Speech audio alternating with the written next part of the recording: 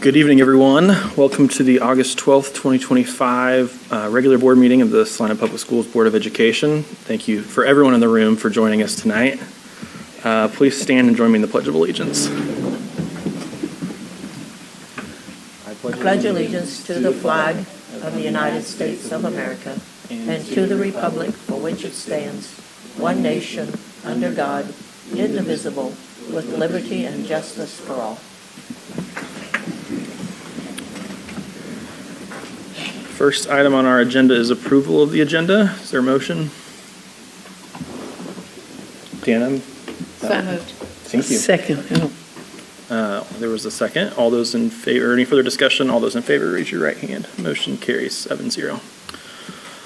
On to item 4, approval of the consent agenda items. Those items tonight are the minutes of the July 15th, 2025 regular meeting, minutes of the July 29th, 2025 special meeting, and minutes of the August 5th, 2025 special meeting, the personnel report, the financial reports, which include the July bills list, June treasurer's report, and June investment report, approval of the following encumbrance listings, first to New Directions Lucet in the amount of $23,289.12 for the annual renewal of the Employee Assistance Program, and to Building Controls and Services in the amount of $25,237 for the installation and configuration of the control system for the new boiler system at Lakewood Middle School.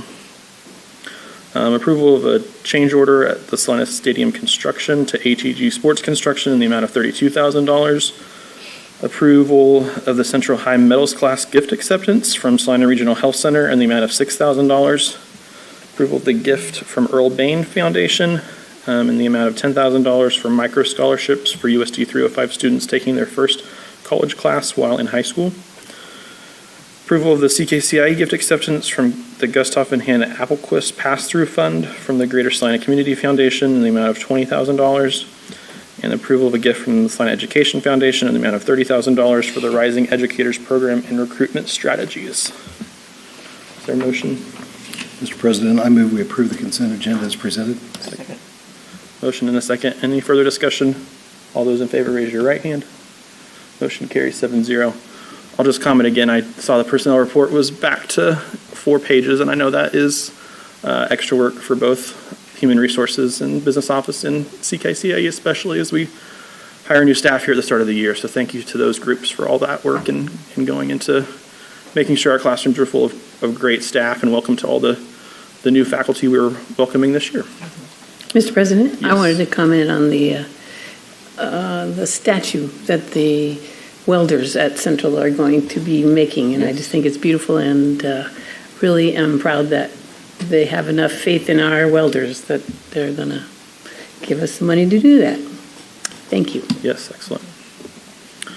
On to our action agenda, and first with appointing 2025 KASB delegate and alternate. Superintendent Hogan. Yeah, so Mr. President, it's our time to pick our delegate who will go on and vote for us in our November convention. And I understand that we have quite the showing for USD 305. Good attendance. All of our board, I think, typically can go or do go that can go. And that is not common. So I appreciate the support there and looking forward to spending some time at that convention. And would take nominations for that delegate.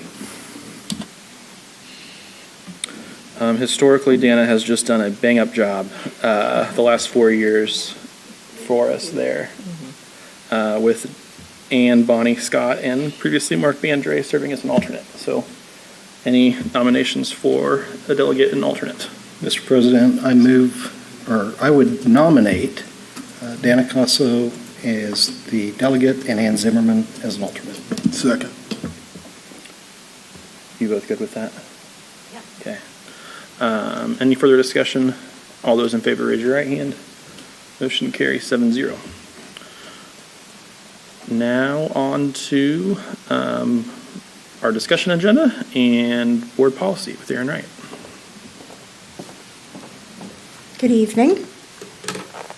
We are here for our first round of policy updates for the new fiscal year. As Just briefly, you all know, we received these policies from the KASB Policy Service. We review them here internally. The district executive directors review as necessary for their departments.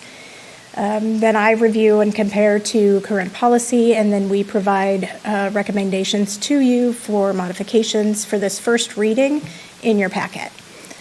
We have also added a few more internal sections of the negotiated agreement, of the board policy for you to review, just so that we've made sure that you have indeed reviewed some of these policies in a timely fashion, not so that they're not sort of hanging out there forever. So we will start with what's in your packet, policy BBC, which is board committees. These changes recommended here are due to House Bill 2134. The changes in law clarified that subcommittees will be subject to the Open Meeting Act, and that is clarified here within the policy. It used to be that those were only open in limited circumstances. Those are now, all subcommittees will be Open Meetings Act. And then any structural changes designed to get this in line with the KASB policy. Any questions on that one? Okay, so moving on to policy CN, public records. This also was recommended changes due to House Bill 2134. Specifically, they focused on clarifying how fees may be charged when people would like to receive copies of open records, and also sort of set limits on reasonableness limits on the charges for those fees, requiring us to charge, if staff time is required, the cost of the least expensive staff member eligible or qualified to make that review of those records. They also increased the definition of reasonable efforts at contact when it comes to the district's ability to give prior notice to a requester about the cost of those fees. Any questions about that policy? Okay. The policy DFE, investment of funds. Changes here are being recommended due to House Bill, or substitute for House Bill 2152. Primarily, it's the change is limiting on response time for how financial institutions how much time they have to respond to a request for RFP for investments. Otherwise, it also clarifies that the district treasurer is also responsible for the investment of school funds in addition to the superintendent. Questions on that one? Okay. DFH, fundraising activities. The changes here were made specifically to reflect that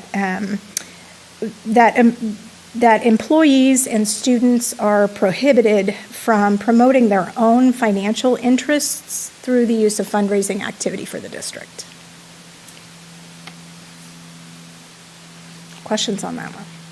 I did have a question on that. I'm not sure. It seemed like that was a close call on when we put up signs at football games, that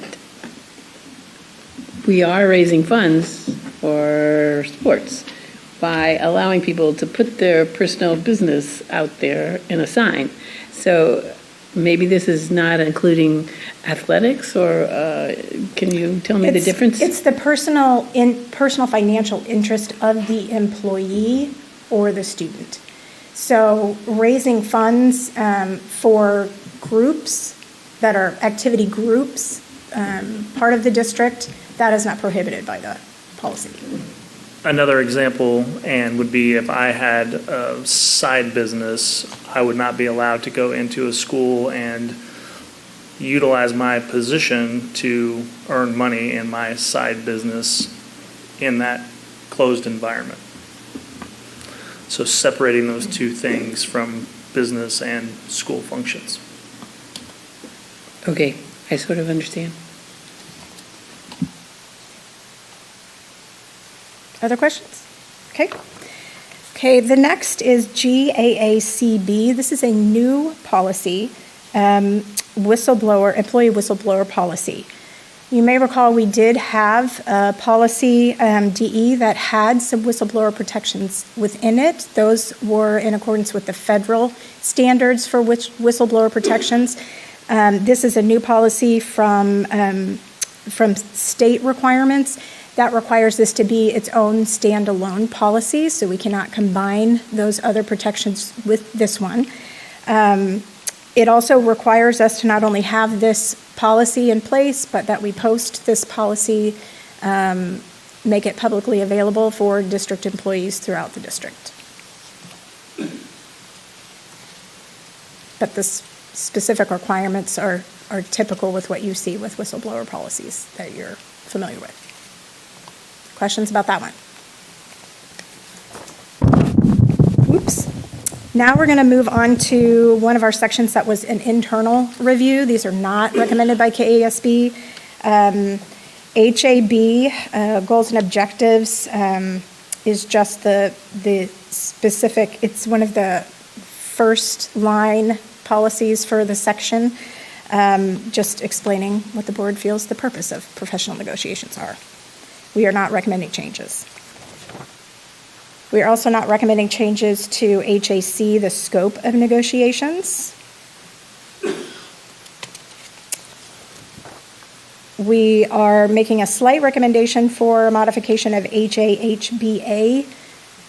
Most of you may recall that prior to, I think, maybe 2017, many of these policies were standard.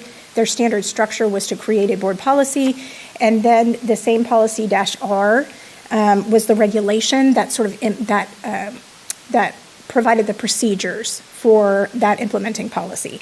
KASB has stepped away from that structure, and in your desire to move us closer to lockstep with those KASB policies, we're recommending the removal of that structure here.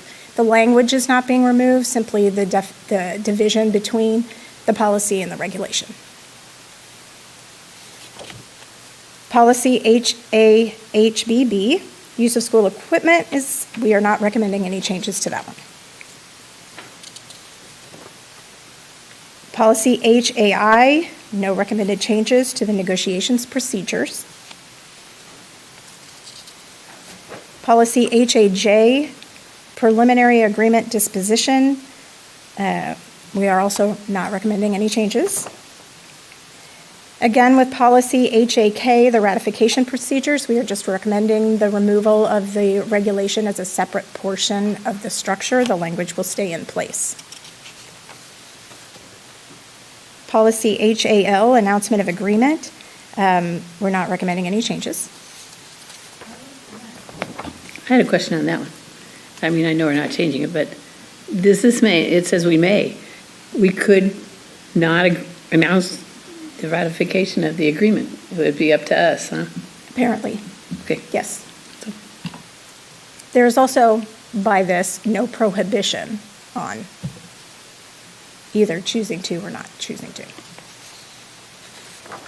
Policy HAN, slowdowns, again, we're recommending the removal of the separation between policy and regulation. Language will stay intact.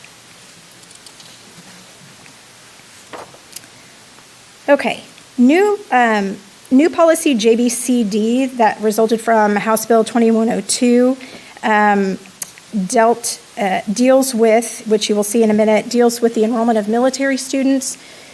Policy JBC here we're recommending modifying that just slightly to include reference to that new policy here as part of the procedures for enrollment requirements. Okay, no questions. We'll move on to the new policy, JBCD, enrollment of military students. This came about because of the new law from House Bill 2102. It outlines procedures for enrollment of students with military whose parents are serving in the military. We must enroll them even without proof of address if the parent will be stationed in state this year or the next year.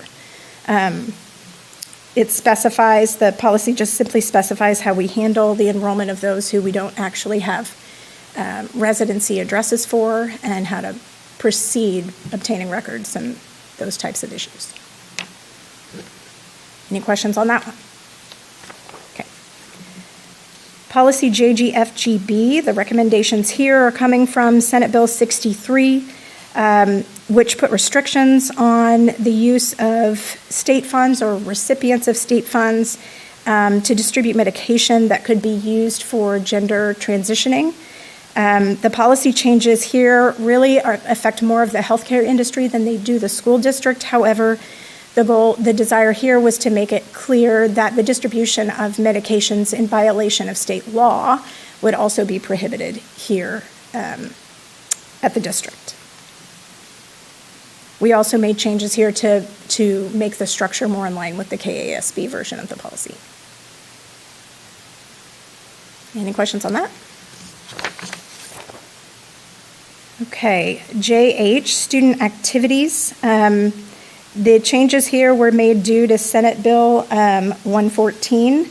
It's simply clarifications related to participation in activities and eligibility for activities for those students who may not be attending our brick and mortar schools.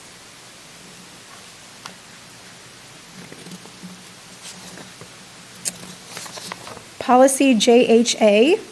This is an internal update that we recommended due to the change for the new changes to the fundraising policy, DFH. Because of the structure of that policy, we thought it was a good time to not only reference that new policy within this, but also clarify and bring this in consistent in line with sort of our present practice to have the executive director of educational programs reviewing those fundraising requests. Yes. I had a question on the previous one. It has a whole section for the Academy of Mathematics and Science. Yes. What is that? To be completely honest with you, I'm not sure what the Kansas Academy of Mathematics and Science is. Does anybody know that for sure? But those who... That's going to be when they go to a university during their high school career. Okay. So those students would also be able then to participate in our activities. And I think it's also, is it not also tied to the program that's housed at Hayes, where specific students may go and they actually live on campus through the academies? Yes, that's the location that they go to for this area. Gotcha. Okay, thank you. And there was another program. I just am not familiar with that particular one. We talked about JHA and the fundraising restructure. If there's no questions on that one, we'll move on to KBC, Media Relations and Usage. KASB was recommending changes simply to bring some old language up to date, some outdated language up to date, and changes were also made due to House Bill 2134. That law clarified that live stream meetings must be done, if you're going to live stream a meeting, they must be done in totality. You cannot pick and choose which portions of a public meeting you wish to live stream and those you don't. You don't have to live stream, but if you're gonna, you gotta do it all. Policy KGB, concealed observations. This added live stream, oh wait, maybe I may have misread the last one, did I? Okay. This is just, I'm sorry, my notes looked very similar. This one is just saying that, that if we have a prohibition on concealed observation, concealed recording of students and staff in the district, this is providing an exception to that policy for a live stream of open meetings.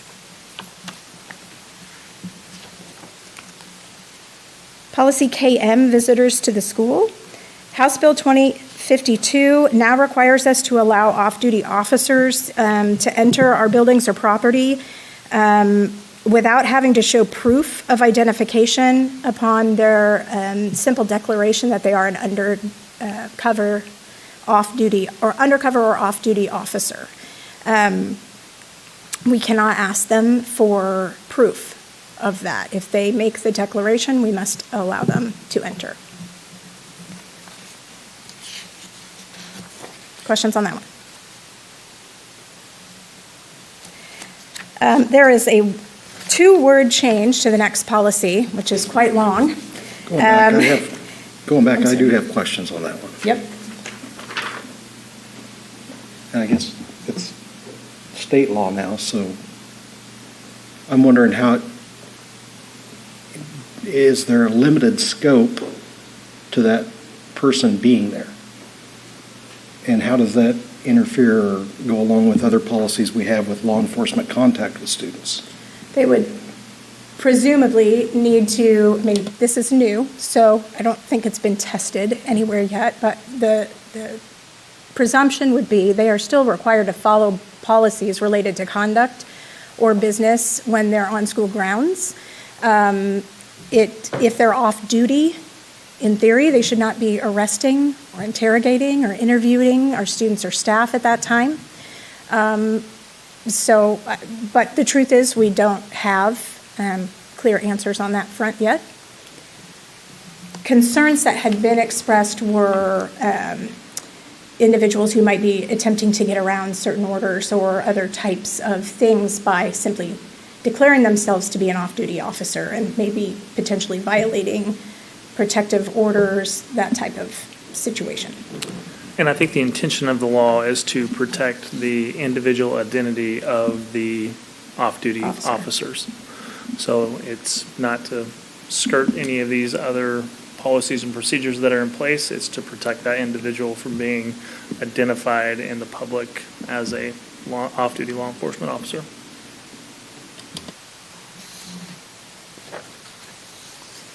So back to policy KN, the complaints, the addition here, the recommended change here is to simply make it the board's discretion as to whether or not a complaint against the superintendent would require an investigation.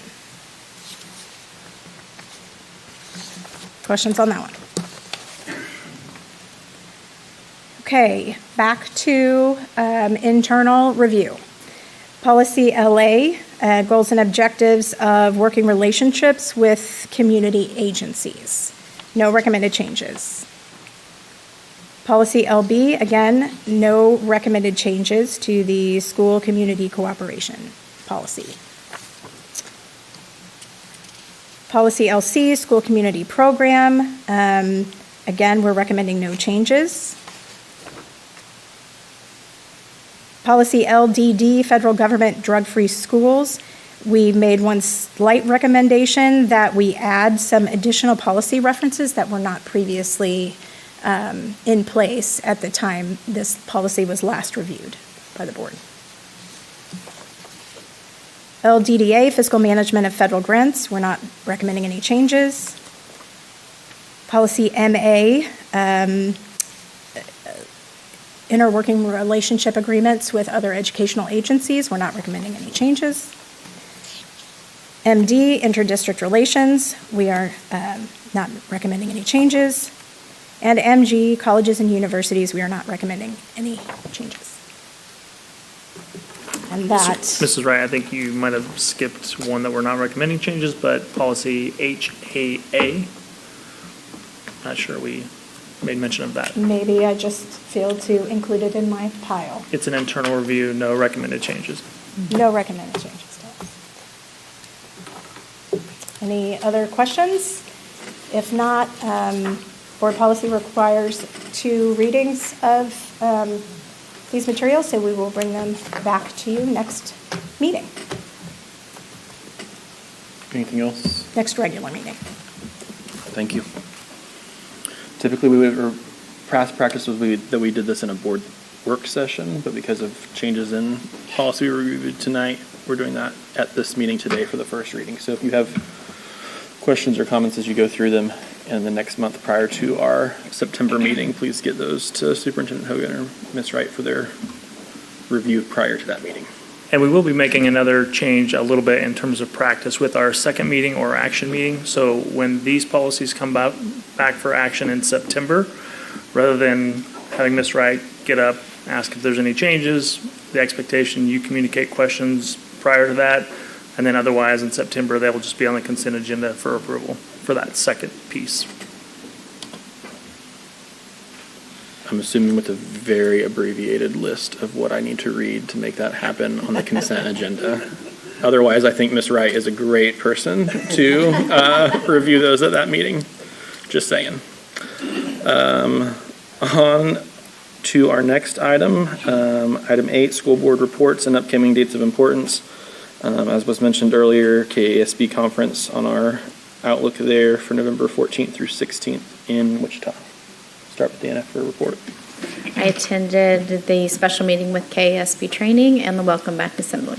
Both were wonderful. I did the same thing. Good evening. On the 16th of July, I attended the Salina Parks and Recreation Advisory Board meeting where we discussed the activity reports, the playground renovations at Bill Burke and Kenwood Park, new signage for Tony's Event Center, Bill Burke concrete work completion, and several project status updates. Also discussed the logjam removal bidding. And then on the 29th, attended the board special session meeting, and then the 7th, the district-wide staff meeting at Central High. I had the pleasure of doing the welcome for the first-time teachers. We had a smaller group, which is a testament to retaining of staff. So commend all staff and the principals for keeping as many staff members as possible. Then also attended the open session for our new great superintendent's performance. He needs to go into show business. So I attended the board training meeting and also the Welcome Back to School Assembly. Same as Bonnie. I too attended everything most everyone else here attended. KASB goal review with Superintendent Hogan last week. Board of Control meeting in July. I don't think anything new or groundbreaking to report from that conversation and meeting. Had the pleasure of welcoming on behalf of the board all staff back at the convocation here on Thursday of last week.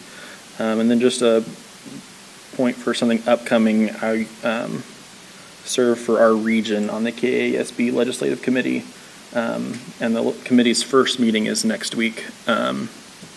So any thoughts or comments prior to that meeting that you want to send me as we go into that work of drafting federal and state policy positions for the association would be much appreciated, and those will come back out to all regions in a regional meeting here at the end of August and 1st of September for our review, and then we'll officially act on them in September or October as a group before KASB conference. So that is all I have. On to superintendent's report. Yeah, Mr. President, thank you. Lots of stuff going on, as you can imagine, and lots of firsts for me in 305. So way back, just shortly after our first meeting, we had our first admin retreat, talking about year expectations, if you will. We all kind of played a part in that with a lead team and sharing different things with our departments, personnel changes. I also got to spend time at the Board of Control meetings. We had our walk-in enrollment, and hats off to Dr. Rector and all of our staff who participated in that.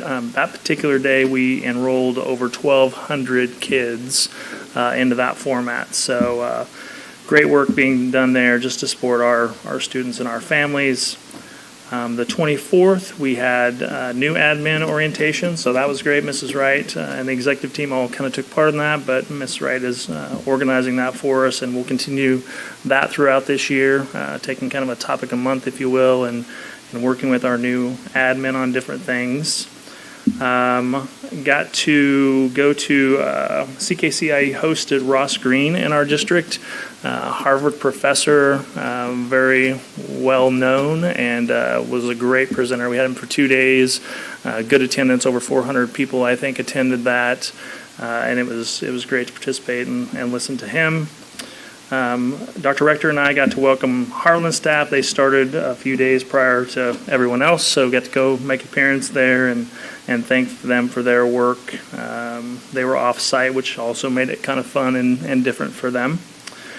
Met with Chris Modelmog from Salina Educational Center, and I've known him for a while with my history. He just came by to kind of touch base, if you will, talk about some partnerships and opportunities that we would have to continue our work. Work session with the board, of course, the all-staff meeting performance, as Mr. Gardner says.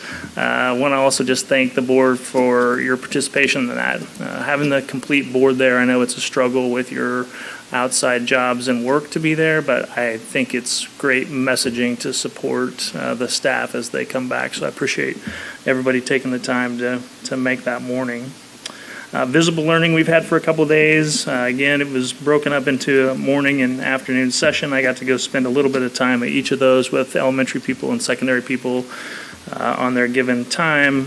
Great presenter that we've been working with for a number of years, Karen Flores, and she's awesome. I mean, she's amazing, very engaging, super knowledgeable. So it was a wonderful learning opportunity for myself personally, but also for our staff. And then we're gearing up for first day of school. So we've got building visits all planned out, and lead team and I will be out and seeing people and shaking hands and seeing kids. So excited for that. So thank you. In our first 2 years of visible learning implementation, we as a board got to meet with Karen virtually both times, but just as a little intro to what staff was going to receive in those trainings themselves. And no, she's a great presenter and a great program in helping us kind of change the tide on some direction in student achievement. So next on our agenda, item 11A, we have an executive session for personnel and 15 minutes for that. Do you need to break anything? No, 6:05. Mr. President, I move that we go into executive session for the Board of Education, into executive session at 6:05 for 15 minutes for the purpose of discussing personal matters of non-elected personnel and their contractual obligations. Because of this matter we're discussing open session, it might invade the privacy of those discussed, and that the Board of Education reconvene in open session at 6:27 or 6:20 in the SEC room. Is there a second? Paul seconds. Any further discussion? All those in favor, raise your right hand. Motion carries 7-0. We will recess into executive session. Be back in this room at 6:20.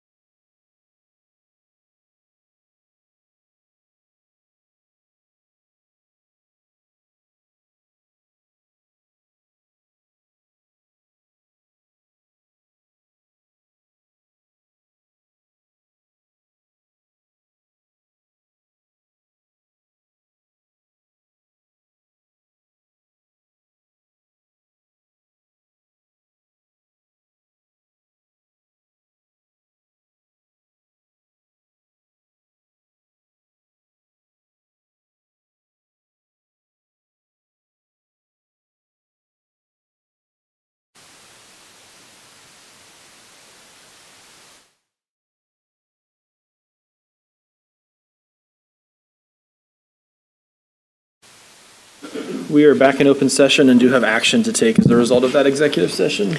Mr. President, I move that the board accept the late resignation of Bianca Bones as of August 6, 2025, for the 2025-2026 school year, but that we deny the request for a waiver of liquidated damages. Is there a second? Second. All seconds. Any further discussion? All those in favor, raise your right hand. Motion carries 7-0. We are at the end of our agenda for our 5:30 meeting. Is there a motion to adjourn? So moved. Second. All seconds. Any further discussion? All those in favor? Passes 7-0. We are adjourned. Thanks for joining us. Thank you.